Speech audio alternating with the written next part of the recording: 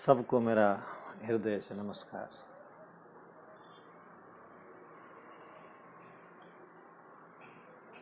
बोल्न त नेपालीमा बोल्ने विचार थियो, तर मैले भनेका कुराहरू भारतीय मित्रहरूले पनि सम्झुन्, बुझुन्। यो विषयलाई लिएर म हिन्दीमा केही कुराहरू राख्न चाहन्छु। संपूर्ण राष्ट्रप्रेमी, धर्मप्रेमी बांधवों को मेरा नमस्कार, हृदय से नमन।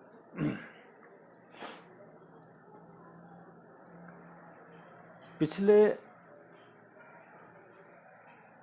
कुछ समय से, लगभग फरवरी से, जनवरी के एंडिंग फरवरी से, नेपाल और भारत को लेकर या नेपाल और भारत के बीच में कुछ विवाद चल रहा है। जो अनभिज्ञ नहीं है वो सबको पता है, पूरे राष्ट्र में सबको पता है, सब लोग जानते हैं किसी न किसी विषय पर एक दूसरे का आमना सामना भी नहीं हो रहा है। वास्तविक रूप से जो चर्चा परिचर्चा टेबल में बैठकर होना चाहिए वो भी अभी नहीं हुआ।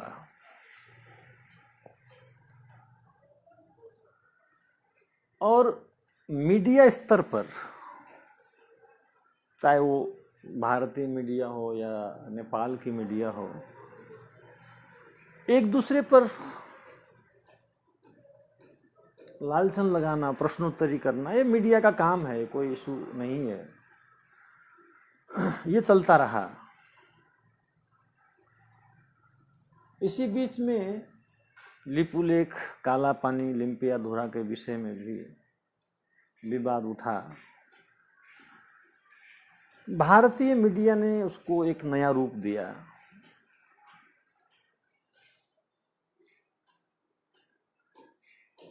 किसी भी विषय में विवाद होना, वाद विवाद होना, तर्क होना कोई बड़ी बात नहीं है, क्योंकि जहां समस्या है, अगर समाधान की तरफ हमको जाना है, समाधान का एक ही मार्ग है, वो है चर्चा परिचर्चा।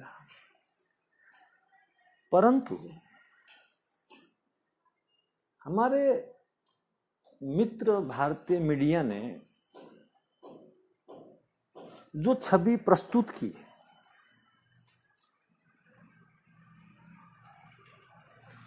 वो किसी को पसंद नहीं आया। नेपाल मूल के लोगों को ही नहीं, आम पब्लिक जो भारतीय हैं उनको भी पसंद नहीं आया, क्योंकि सत्य और असत की विवेचना हर व्यक्ति समझता है। फर्क कितना ही है, कोई दो लाइन ज्यादा बोलता है, कोई दो लाइन कम बोलता है, वो एक अलग मैटर है। लेकिन इस विषय पर हमने टिप्पणियां इसलिए नहीं दी क्योंकि ये भौगोलिक क्षेत्र का विषय है, सरकार का काम है और सरकार का कर्तव्य भी बनता है, चाहे वो नेपाल सरकार का हो, भारत सरकार का हो। अगर कोई भौगोलिक क्षेत्र में कोई आपत्ति है तो उसका निराकरण करें, और करना चाहिए भी। लेकिन उसको निराकरण न करके जो भारतीय मीडिया ने जो प्रधानमंत्री की तरफ जो उन्होंने लालछना लगाई, जो भाषा प्रयोग किया, वो भाषा हमें से किसी को पसंद नहीं था। उसके कई कारण हैं, इसीलिए हमने इस विषय पर कोई विशेष टिप्पणियां नहीं दी। और भारत के भी किसी भी साधु समाज, संत समाज या आम जनता ने भी इस पर कोई विशेष प्रतिक्रिया नहीं दी, क्योंकि ये राजनीतिक विषय है, राजनीतिक समीकरण का विषय है। और इसमें राजनीतिक विषय का ही कर्तव्य बनता है, वो टेबल में बैठे, अगर कोई भी बात हमने रखना है तो दोनों देश के प्रतिनिधि बैठ करके हम इस समस्या का समाधान करें। परंतु पिछले 2 दिन पहले नेपाल के आदि कवि भानुभक्त जयंती पर आयोजित किसी कार्यक्रम में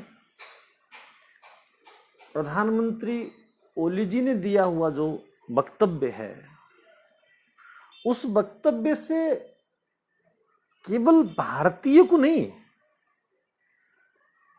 हम सब लोग राम के वंशज हैं।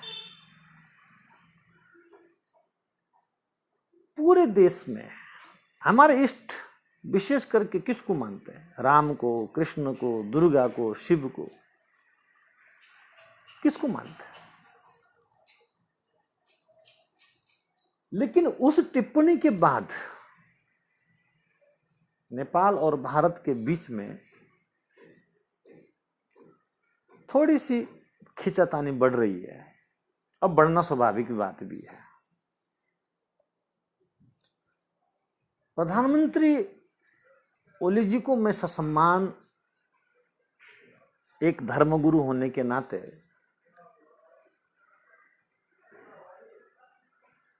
एक सलाह देना चाहता हूं।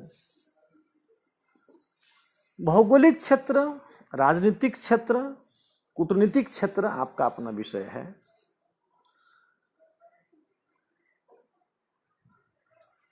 सभी लोग बैठे हैं, विचार विमर्श करना चाहिए।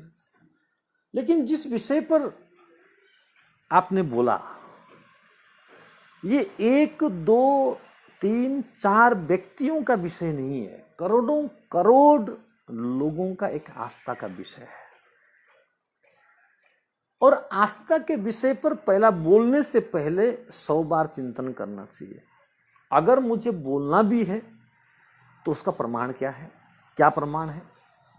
मैं आपसे एक प्रश्न करता हूं, अगर अयोध्या वीरगंज के पास के किसी गांव में अयोध्या है, तो ये इतना रहस्यमय राज आज तक नेपाली लोगों को पता नहीं है कि राम जी यहां पैदा हुए हैं। और ये रहस्य, ये ज्ञान पहला अंतर्राष्ट्रीय होना चाहिए था, या वो लोग जो हमारे नजदीक में रहते हैं, उस देश के लोग हैं, उनको पता होना चाहिए था।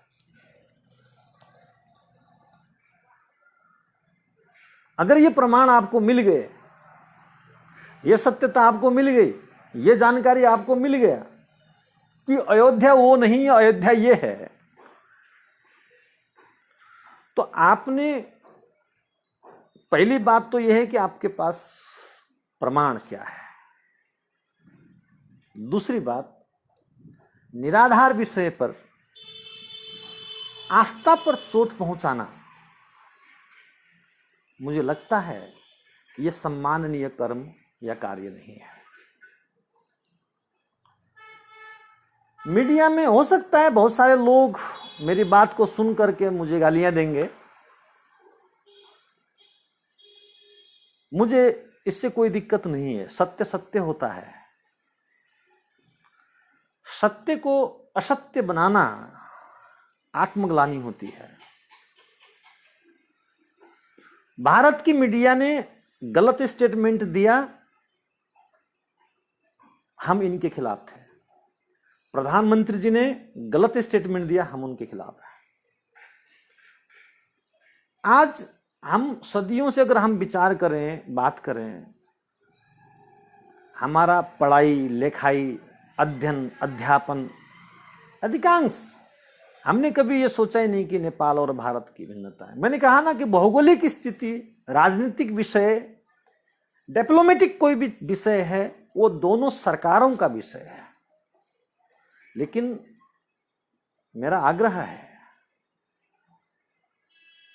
मेरी जन्मभूमि है नेपाल, और अगर किसी भी प्रकार से हमें ठेस पहुंचता है, बहुत दुखांत विषय होता है, बहुत दुख लगता है।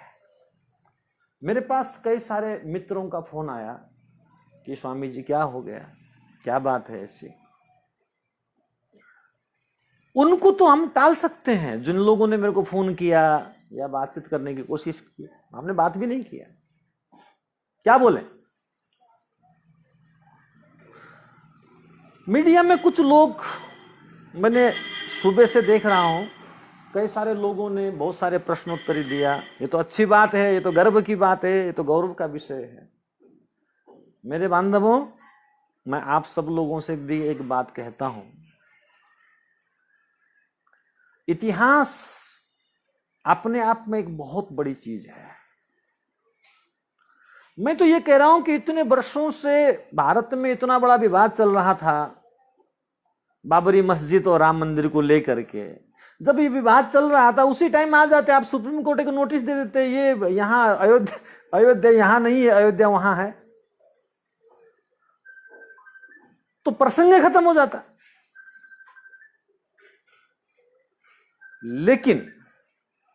लेकिन ऐसा नहीं हुआ।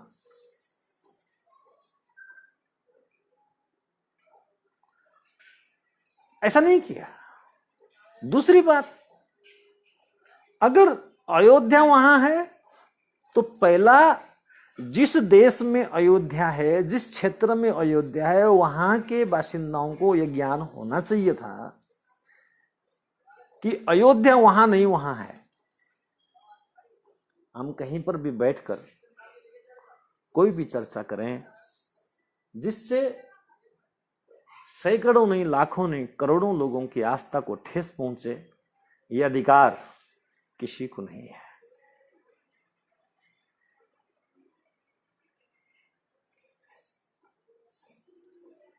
समझ में नहीं आता, बुद्धिमान लोग, बुद्धिजीवी लोग किन भाषाओं में बात करते हैं, कैसी भाषा का प्रयोग करते हैं, यह हमारे समझ में नहीं आता।